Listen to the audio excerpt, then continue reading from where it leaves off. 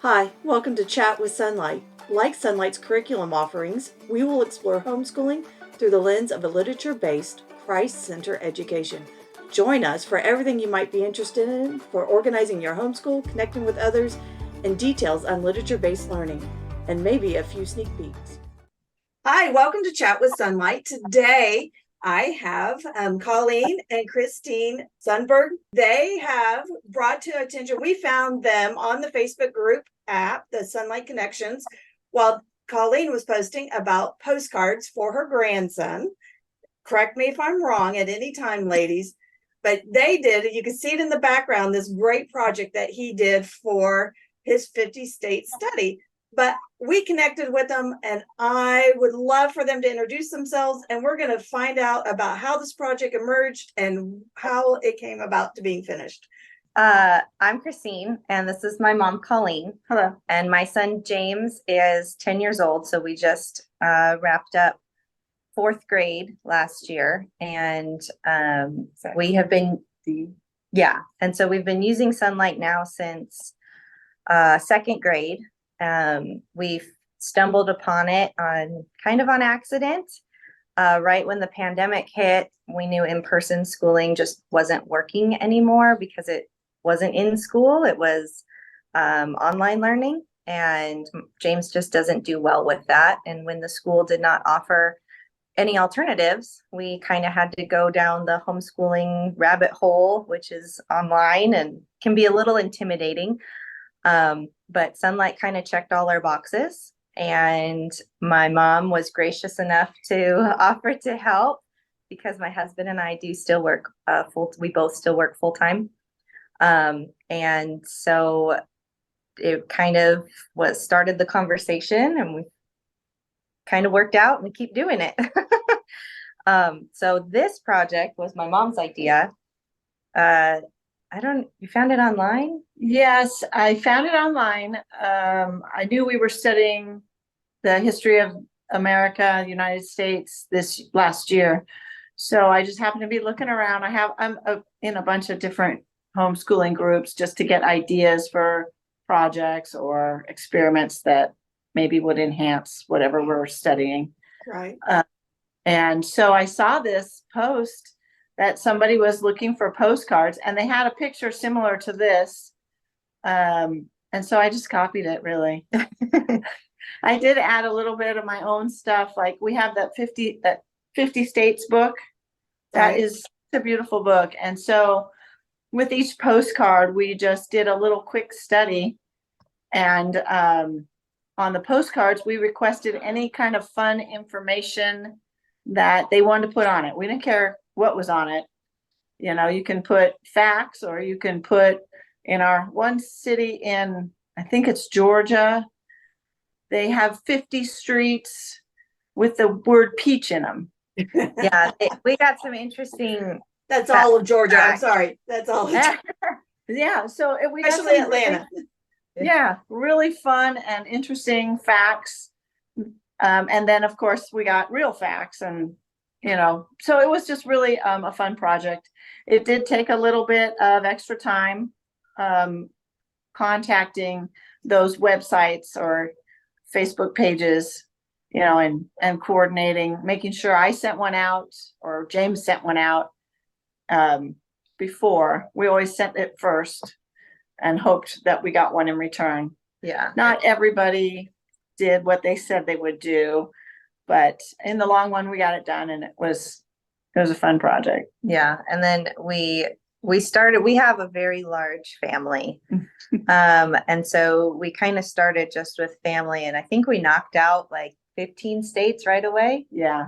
And that was really helpful. So we did that first, and then friends and coworkers and friends of friends. And then we turned to the Facebook groups that ultimately, they came through and we finished it. And what 9-year-old doesn't love getting mail like every day? I gotta say, I introduced him to the snail mail of the world, where we used to wait for letters, and it was like mini Christmases every time you got a personal letter. So yeah. Oh, Uh-huh. yeah. Yeah. He loved it. It was very exciting to get mail. And, you know, he addressed every single postcard we sent out.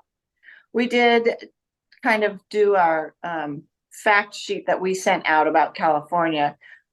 We looked up the facts and decided which ones we liked best. And then we just printed it on the printer and made it really small and cut out a little square and taped it on the postcard.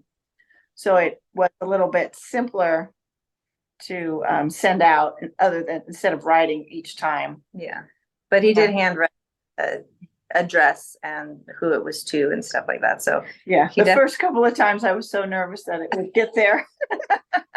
But he got better. Yeah, a lot better. I was gonna say most 9-year-old, 10-year-old boys do not want to write. I mean, the general that is not the norm for every 9-10-year-old boy, but most boys are like, no, don't make me write. I'll do my name and that's it. Yeah. Well, he started out printing everything. And then, last year we worked in cursive. All of his writing had to be in cursive beginning, what was that? October. Yeah. So after that, even his postcards were in cursive. Yeah. Oh, he likes cursive. Well, I mean, they'll say cursive is easier. I mean, it's easier for your writing. You're not picking up that pencil, putting it back down. It's good with the motor skills. Yes. Yeah. So I was just going to say it overall, the project kind of, I don't know, he learned a lot about different states. He learned how to address and where, postcards or letters, where stamps go on it. Organization, we had to know, which states we had sent to and which states we still needed. Right. The abbreviations for the states. Yeah, that was a little tricky too. But I will say, funny story real quick. I have a cousin in medical school in New York. Oh. And so we reached out asking for her to send a postcard. Of course, absolutely. Love the idea. I'll send you a postcard. A couple of days later, she sends me a text message and she says, how do I address it? Where do I put your name? And I'm like, are you serious? So it was kind of funny that, it's just, it's a lost skill, it's just not something that people do a lot. And so it was really neat to be able to do it all year long, really grill it into his mind. He won't forget. No, he will not. Yeah, we had a lot of opposite sides where they would address it on the left instead of the right. So we got some backwards ones too, but they all made it. So very good. I was going to say, you've taught a great skill. Maybe we can challenge other moms to do the same thing using their 50-state study and, go ahead and learn a little bit about every state we have out there. So was there a favorite state of James's that he got? Like he really liked the card or he really liked the fact or something that was on it? Well, one of the earlier ones, I don't know if you can see it, was Florida because it was a really large postcard. Is that white one? Yeah. Yeah. And then one of my cousins in hold on, I'll have to help you out here. We also, if you see on this side of the wall over here, we have family in different countries. Oh, so wow. The other Sonlight world map for some other postcards that we got while people traveled and or they live. We have some family living in Switzerland. So we got a those wooden postcard. That's pretty cool. I like it. One of our relatives from, I think it was North Dakota. He sent one of those, how you crush one of those pennies? Right. A penny taped to it. Yeah, he's very into, my son is very into pennies right now. So. Oh, very good. So was that Bigfoot I saw on one of those? Oh, yes. Yes. We have Bigfoot coming up from Washington. Up here. Oh, fun. So these 4 were from Washington. So we put them all up on the wall instead of just one of each. Yeah, there's more than 50. But I had the room, so I just. Yeah, I was gonna say, I love the look of it. I think it looks fabulous. I know. I put her. What's she gonna do with it once she takes it down. What's gonna go on the wall? Because I don't know what will go in your wall, but I would put them all in a scrapbook just to keep them for, as a portfolio. Yeah. That was Um, my plan. I just haven't got around to it and I haven't even thought about it really over the summer. so really it took you all year long. Yes. Yeah.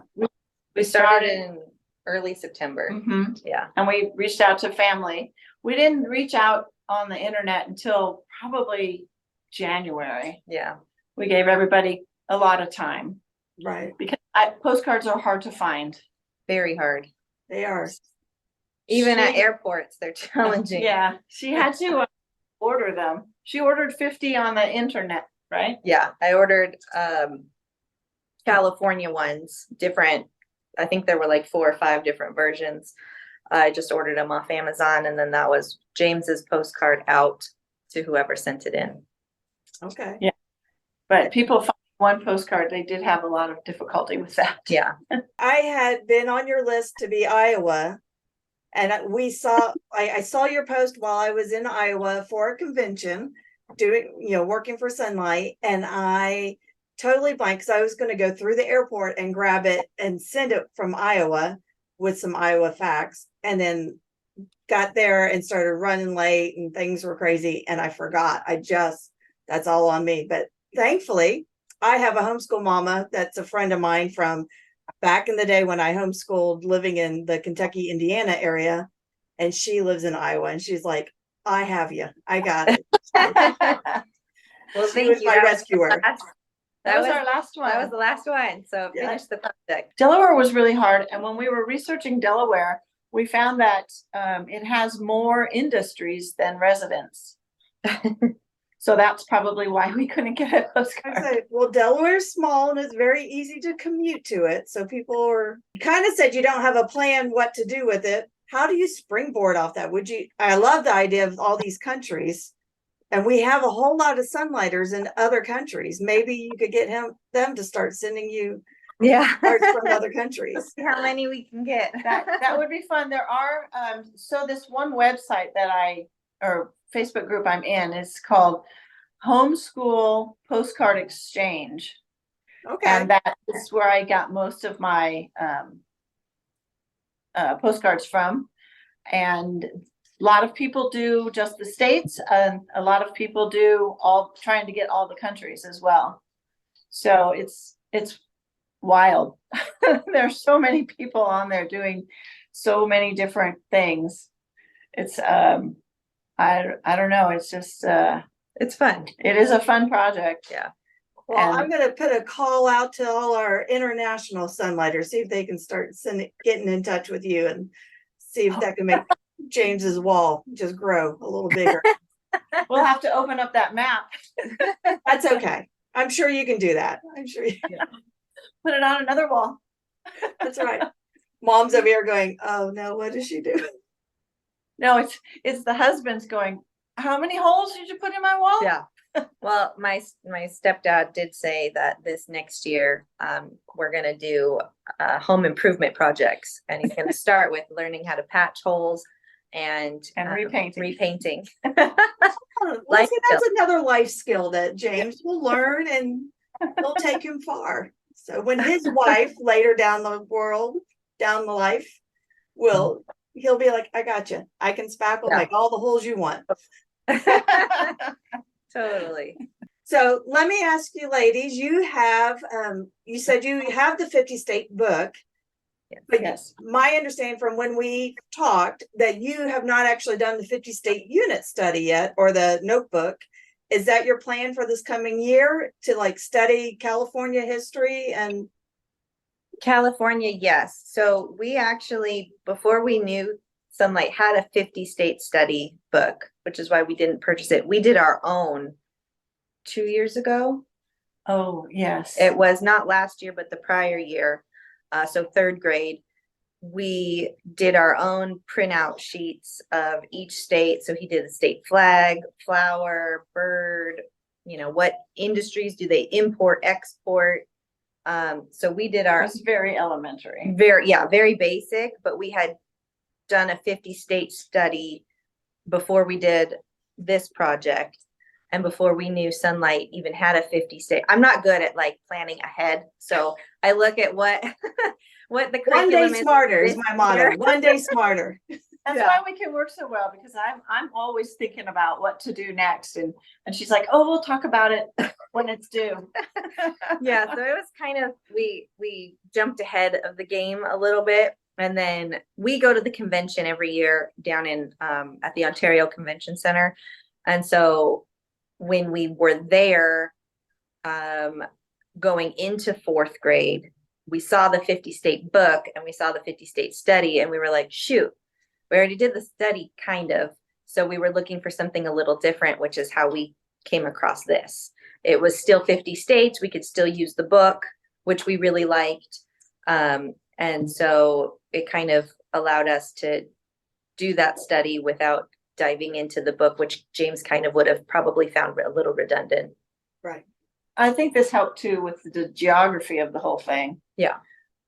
Because so many times you just talk about it and they're like, it just goes right over their head, you know, because they didn't get to see it. But a lot of times too, James will go with my husband and I on trips to see his cousins in Tennessee or Colorado or Dallas. And then we get to see, oh, we're crossing the border into this state and things like that. We did stop at the Louisiana Purchase Monument in Arkansas, and it's in a swamp, which is really a cool stop. Yeah. Go out of your way to see it. It's weird, it's little, but it's a pretty neat stop. And then we studied that this past year. And so it came to real life for him. I think those kind of trips are cool. They're big road trip people. So they'll be in a car for 15 days at a time. No big deal. My son loves it. So I'm like, okay, go ahead. I was gonna say, it's nothing like doing school on the road. You learn a lot. You're doing a lot of American history, catching all those historic markers on the side of the road. Yeah. The bumper sticker that says "I break for historic markers." And well, and the funny thing too is we talked a lot about, this year heading west, right? That was a big part of the curriculum. And he kind of went east because he went to Tennessee, but coming back, like, talking about how long it takes. Now you're in a car, you have air conditioning, you're on a flat road. Now imagine, if you're in a covered wagon, there's no roads, there's no shocks on your wagon, and these people didn't have tablets to entertain them. They didn't have, gas stations they could stop in and grab a snack. And, it makes it a little more real for him having those experiences too. Absolutely. My kids, we did something similar with a group where we studied Western expansion. We lived in Kentucky, but we were close to St. Louis, and that was a hub for meeting up and getting in your wagon trains to go west. So we did a whole envision, okay, every week, how far would we have gotten? That was the group.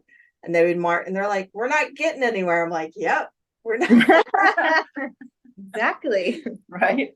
And we joked, and we're like, oh, you got attacked and you lost a wheel, and all your so you lost the fun. It was fun. But like my kids were in third grade, fourth grade, same as James. And so it brought it all to life for him, for my kid.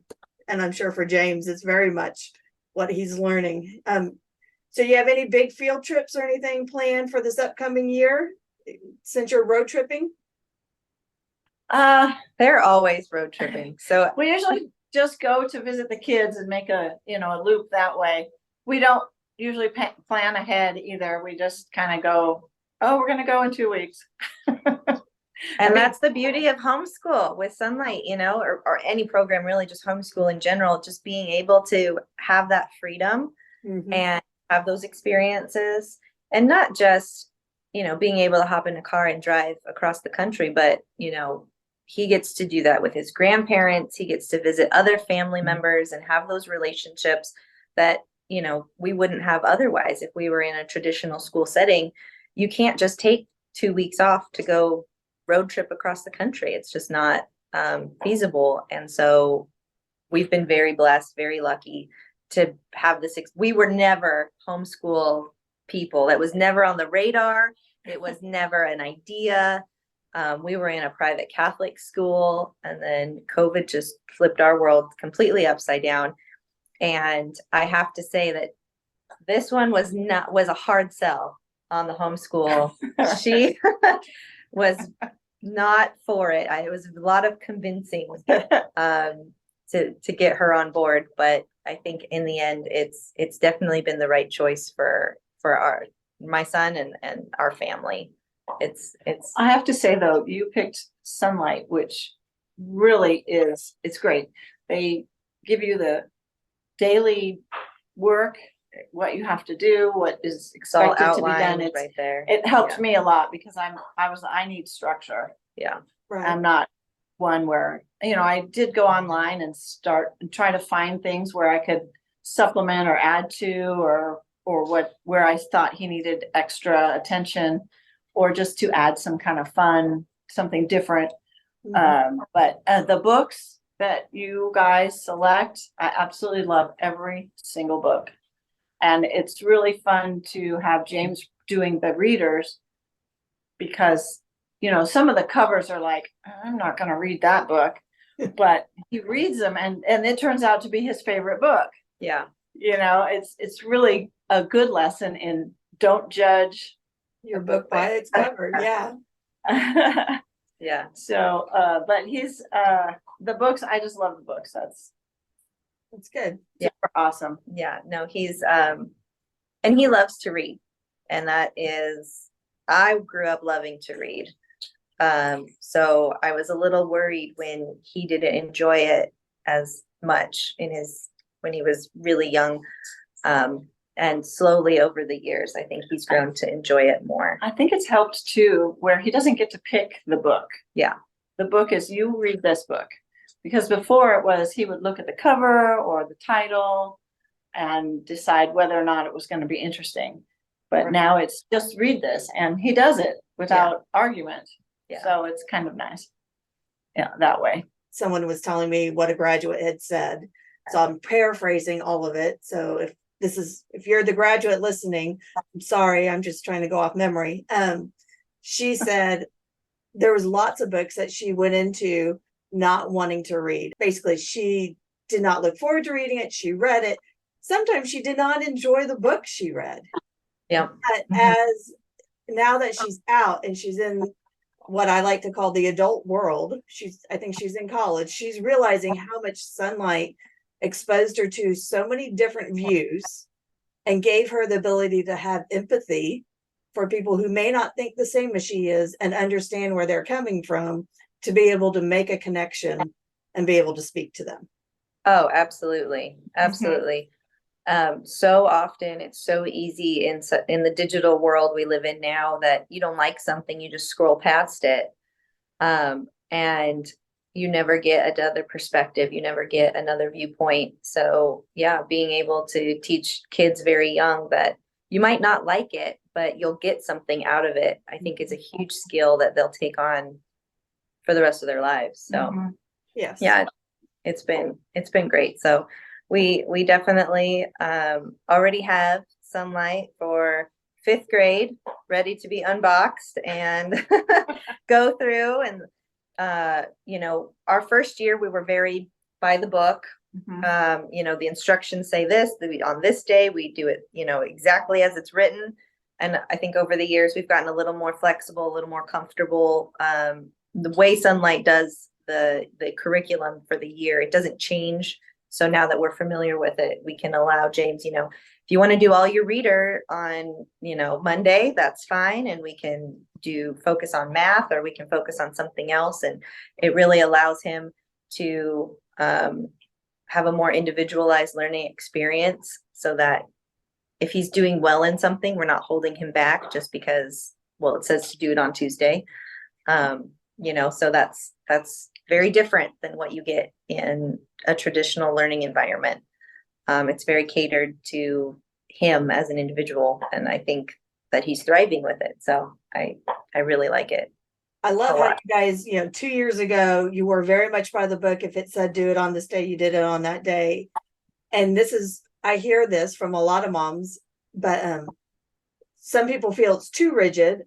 But I always found that having it so structured gave me so much freedom, just like you're saying, that I was able to, I know it's coming. I can work ahead in certain areas and whatever was best for my students. So Yeah.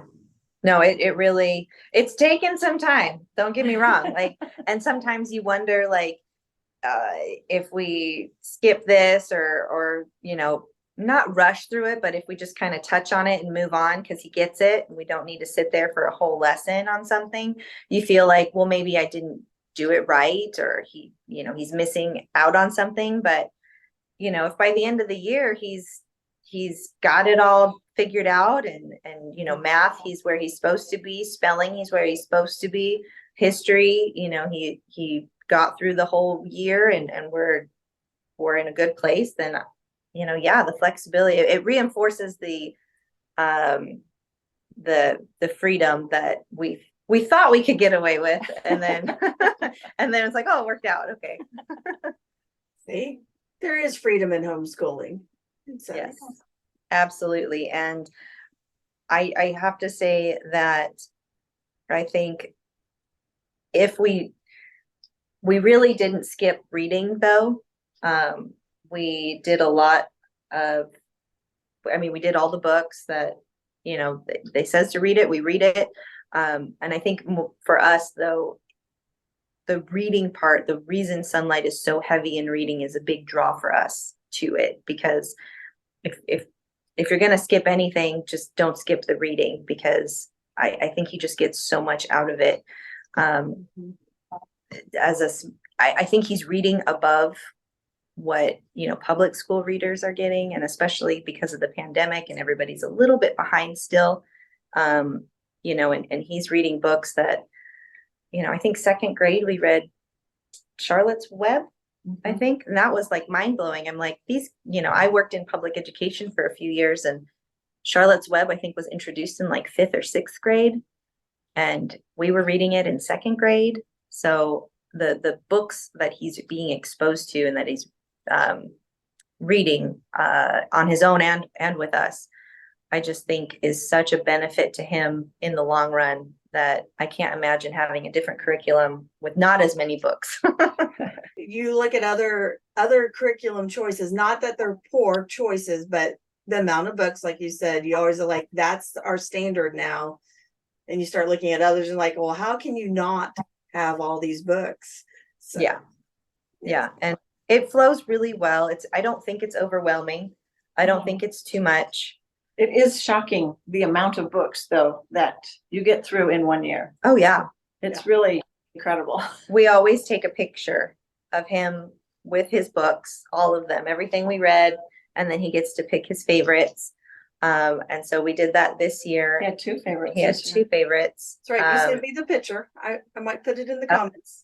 Yeah, no, and I was surprised by his favorites. I am every year. Because I always think, oh, he'll really like this one, and he does, but he finds other ones more entertaining or more interesting, or just catches attention stronger. And so I like finding out which ones he likes in the end.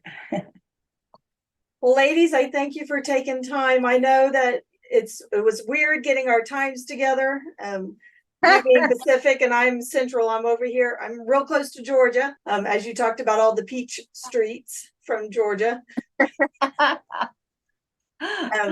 But I really thank you for coming on. I look forward to maybe getting some updates this next year of all these international people when they want to send you postcards. We'll take them. They'll Yeah, get a that'd be California postcard right back. I think it would be fun to just keep watching what you guys do. So thank you very much for joining me today. Thank you for having us. Thank you for having us. Thank you for joining us today. Do you have an idea for a podcast topic, or do you want to chat with Sonlight on an upcoming episode? Email us at connections@sonlight.com.